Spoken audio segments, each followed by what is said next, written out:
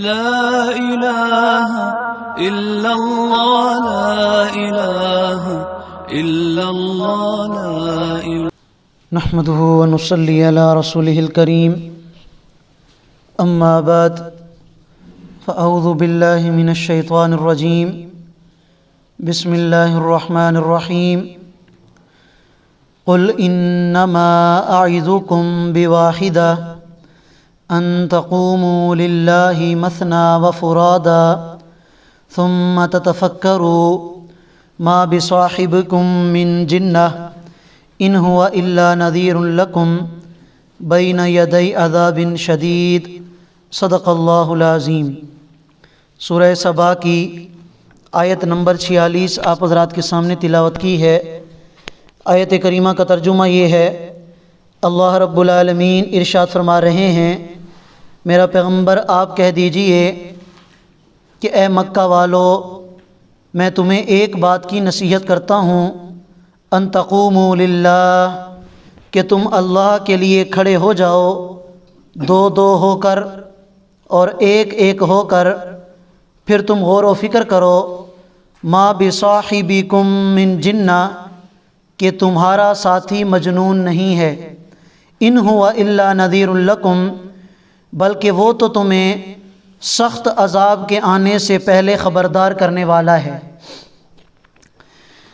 یہ سورہ سبا مکی صورت ہے، تو اس میں نبی کریم صلی اللہ علیہ وسلم کے بنیادی دور کا ذکر کیا گیا ہے، ابتدائی دور کا ذکر کیا گیا ہے کہ آپ علیہ الصلوۃ والسلام نے جب اہل مکہ کو دعوت دی ایک اللہ کے طرف آنے کی، ایک اللہ کے عبادت کرنے کی، تو اہل مکہ نے آپ علیہ الصلوۃ والسلام کے بارے میں مختلف قسم کے شوشے چھوڑنا شروع کر دیے۔ چنانچہ ان میں سے ایک کا ذکر اس آیت کریمہ میں کیا گیا ہے کہ مکہ کے لوگ نبی کریم صلی اللہ علیہ وسلم کو مجنون کہا کرتے تھے، معاذ اللہ، کہ یہ عجیب بندہ ہے کہ سارے لوگ ایک طرف ہیں، یہ ایک طرف ہے، سارے لوگ بتوں کی عبادت کرتے ہیں، اپنے آباء و اجداد کے دین پر ہیں، اور یہ کہتا ہے کہ نہیں، صرف ایک اللہ کی عبادت کرو، ایک خدا کی عبادت کرو۔ تو آپ علیہ الصلوۃ والسلام پر معاذ اللہ انہوں نے مجنون ہونے کا لیبل لگا دیا تھا، اور یہ پروپیگنڈا انہوں نے اتنا مشہور کیا کہ صرف مکہ کے اندر نہیں بلکہ مکہ سے میلوں دور جو قبائل آباد تھے ان تک بھی یہ بات پہنچ چکی تھی کہ مکہ کے اندر ایک نوجوان ہے بھی وہ یتیم، اس کے والدین بھی فوت ہو چکے ہیں، ہے وہ قریشیوں میں سے، لیکن اس کو جنون لاحق ہے، وہ عجیب قسم کی باتیں کرتا ہے، ایک خدا کی عبادت کرنے کا حکم دیتا ہے، اللہ کی طرف لوگوں کو بلاتا ہے، اور بتوں سے ہٹا کر ایک خدا کی عبادت کی طرف لانا چاہتا ہے۔ تو دور ایک قبائل میں سے ایک قبیلہ تھا، اس میں زماد نامی ایک شخص تھا، اس کے بارے میں یہ بات مشہور تھی کہ اگر وہ کسی کو دم کر دیتا تو اس کے دم کی وجہ سے اگر کسی کو جنون کی بیماری ہوتی تھوڑی بہت تو اللہ تعالیٰ اسے شفا عطا فرما دیتے تھے۔ جب اس آدمی کو یہ پتہ چلا کہ مکہ کے اندر یوں ایک نوجوان ہے، اس کو بھی لوگ کہتے ہیں کہ جنون لاحق ہے، عجیب قسم کی باتیں کرتا ہے، تو کیوں نہ میں جا کر اس کو دم کر دوں، ہو سکتا ہے کہ اللہ تعالیٰ اس کو شفا عطا کر دے۔ اب اسی ہمدردی کو لے کر وہ مکہ کی طرف آیا اور آپ علیہ الصلوۃ والسلام کے پاس آ کر کہنے لگا کہ مجھے اس طرح آپ کے بارے میں بات پتہ چلی ہے کہ آپ کو جنون لاحق ہے، آپ عجیب عجیب باتیں کرتے ہیں،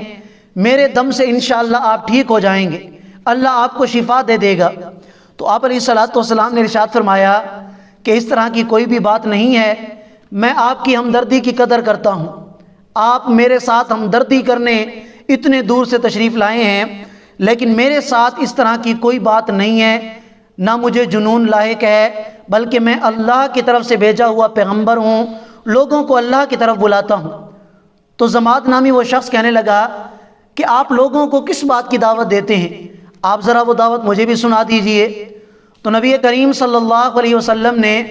بنیادی طور پر توحید و رسالت کی دعوت دی، قیامت کے دن پر ایمان لانے کی دعوت دی، اور سورہ طارق کی تلاوت اللہ کے نبی نے اس شخص کو سنا دی،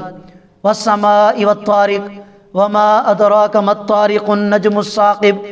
جو نبی علیہ الصلوۃ والسلام اس صورت کی تلاوت فرماتے جا رہے تھے، وہ جو سننے والا تھا تو وہ عرب کا، اس کو سمجھ تو آ رہی تھی، تو اس کی آنکھوں سے آنسو جاری ہو گئے، وہ رونے لگ گیا۔ آپ علیہ الصلوۃ والسلام نے سورہ مکمل فرمائی تو آدمی کہنے لگا کہ میں بھی عربی جانتا ہوں، میں شاعر بھی ہوں، میں خطیب بھی ہوں، میں پیر بھی ہوں، میں مقرر بھی ہوں، اس طرح کی کلام میں نے اپنی زندگی میں کبھی نہیں سنی، یہ کلام کسی انسان کی تو نہیں ہو سکتی، یہ میرے رب کی کلام ہے، مجھے بھی کلمہ پڑھا دو، میں مسلمان ہو جاتا ہوں۔ تو دم رکھنے آیا تھا، خود اپنے آپ کو دم رکھوا کے چلا گیا، اللہ تعالیٰ نے اسے مسلمان بنا دیا اور رضی اللہ تعالیٰ عنہ بن کر وہ مکہ سے چلا گیا۔ تو انہوں نے جو الزام لگا رکھا تھا اہل مکہ نے، وہ انتہائی زور کا بڑا شوشہ چھوڑا تھا کہ معاذ اللہ آپ علیہ الصلوۃ والسلام کو جنون لائق ہے۔ آپ علیہ الصلوۃ والسلام کو اس آیت کریمہ میں حکم دیا گیا، میرا پیغمبر آپ کہہ دیجئے کہ اے مکہ کے لوگو، میں تمہیں ایک بات کی نصیحت کرتا ہوں، اور وہ نصیحت یہ ہے کہ تم اجتماعی طور پر اکٹھے ہو جاؤ، یا ہر بندہ انفرادی طور پر تھوڑا سا اگر تم غور و فکر کر لو تو تمہیں یہ بات سمجھ میں آ جائے گی کہ محمد صلی اللہ علیہ وسلم کو کسی قسم کا جنون لائق نہیں ہے، بلکہ یہ حق پر ہیں اور حق بات کی طرف بلاتے ہیں، لہٰذا تمہیں ان پر ایمان لے آنا چاہیے۔ فرمایا ان ہوا الا نذیر لکم، میں تو تمہیں خبردار کرنے آیا ہوں سخت عذاب کے آنے سے پہلے، کہ اگر آج تم نے مجھ پر ایمان نہ لایا تو ایک وقت ایسا آنے والا ہے کہ اللہ کی تمہارے اوپر پکڑ ہوگی، دنیا آخرت میں تم تباہ و برباد ہوگی۔ قل، میرا پیغمبر آپ یہ بھی کہہ دیجئے، ما سألتکم من اجر فہو لکم، میں تم سے مال و دولت کا سوال نہیں کرتا، فہو لکم، وہ تمہیں نصیب ہو، مجھے نہیں چاہیے۔ چنانچہ ولید بن مغیرہ کے بارے میں آتا ہے، یہ بہت مالدار تھا، آپ علیہ الصلوۃ والسلام کے مجلس میں آیا اور کہنے لگا کہ جناب میں آپ کو اتنی دولت دوں گا کہ آپ کی 7 نسلیں کھاتے رہیں پھر بھی ختم نہیں ہوگی،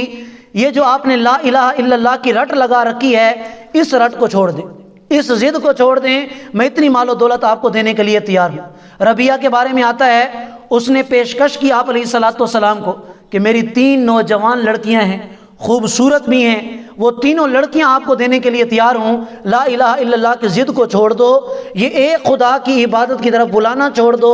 توحید کو چھوڑ دو، یہ ساری میں تمہیں دے دوں گا۔ آپ علیہ الصلوۃ والسلام نے ارشاد فرمایا کہ مجھے دنیا میں ذرہ برابر بھی کسی شے کی ضرورت نہیں ہے، میرا اللہ مجھے سب کچھ عطا کرے گا، میں لا الہ الا اللہ کو چھوڑنے والا نہیں ہوں۔ ما سألتکم من اجر، میں تم سے کسی مال و دولت کا سوال نہیں کرتا، فہو لکم، وہ تمہیں نصیب ہو۔ آپ علیہ الصلوۃ والسلام تشریف فرمائے ہیں، حضرت جبرائیل علیہ الصلوۃ والسلام تشریف لائے، یا رسول اللہ اگر آپ کا حکم ہو تو یہ احد کا پہاڑ سونے کا بنا دوں؟ آپ علیہ الصلوۃ والسلام نے یوں منہ پھیر لیا اور اشارہ اس بات کی طرف کیا کہ مجھے دنیا کے سونے چاندی مال و دولت اس کی ضرورت نہیں ہے، میں صرف اور صرف اپنے رب کی ذمہ داری جو لے کے آیا ہوں، اپنے رب سے دعا کرتا ہوں کہ مجھے اس ذمہ داری کو نبھانے کی اللہ تعالیٰ توفیق عطا فرما دیں۔ اور آپ علیہ الصلوۃ والسلام نے اس ذمہ داری کو پھر نبھایا بھی، بلکہ نبھانے کا حق ادا کر دیا۔ فرمایا میں تم سے کسی مال و دولت کا سوال نہیں کرتا، ان اجریہ الا علی اللہ، میرا اجر تو صرف میرے اللہ کے ذمہ ہے، وَهُوَ عَلَىٰ كُلِّ شَيْءٍ شَهِيدٌ، اور اللہ تعالیٰ ہر چیز کو دیکھنے والا ہے۔ میرا پیغمبر آپ کہہ دیجئے ان ربی یقذف بالحق، میرا رب حق کو اوپر سے پھینکتا ہے، علام الغیوب، وہ غیب کا علم جاننے والا ہے، اللہ کے سوا اور کوئی غیب کا علم نہیں جانتا، اوپر سے پھینکنے والا ہے۔ اس کا مطلب یہ ہے کہ اللہ تعالیٰ وحی کے ذریعے سے حق نازل کرتے ہیں، اور دوسرا مطلب یہ بھی ہو سکتا ہے کہ اللہ تعالیٰ حق کو اوپر سے لائیں گے اور باطل کو بالکل ہی ختم فرما دیں گے۔ قل، میرا پیغمبر آپ کہہ دیجئے جاء الحق،